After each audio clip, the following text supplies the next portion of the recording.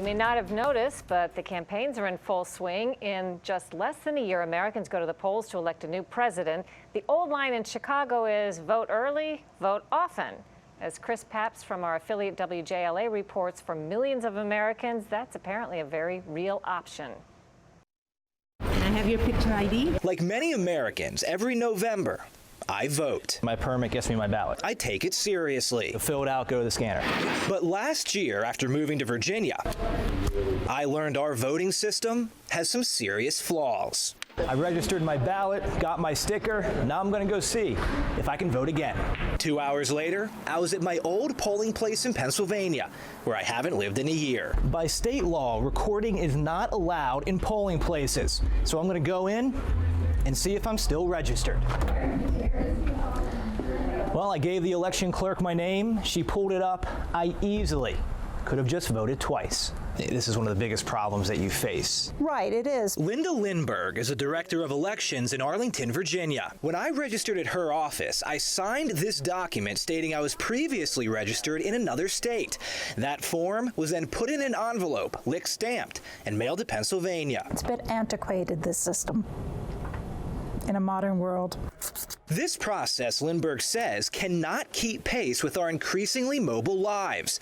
In her election office, like many others, paper is still king. A lot can go wrong.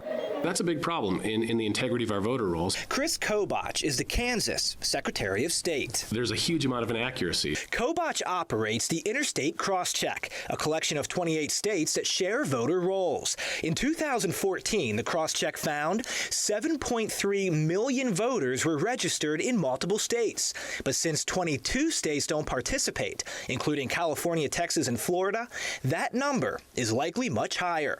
Papst says this inaccuracy increases the possibility of voter fraud. In his state in 2014, more than 100 people, a record, appeared to vote twice. You look at the larger group of 28 states, and do the math. We're talking about thousands of double votes. No, it just doesn't happen. Voting twice is illegal. With heavy fines and possible jail time, Allegra Chapman with Common Cause downplays its impact. But she does agree with Papst. The system needs to be modernized. Everything we do is so tech-based, and so it just makes sense that we should be modernizing our election system to come into the 21st century.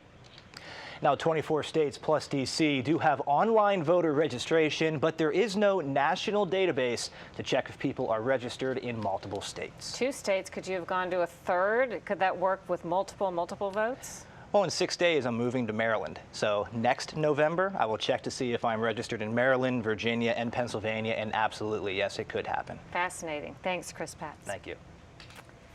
Next on Full Measure, one of the nation's largest healthcare companies is considering pulling the plug on Obamacare. We'll tell you what that means for you.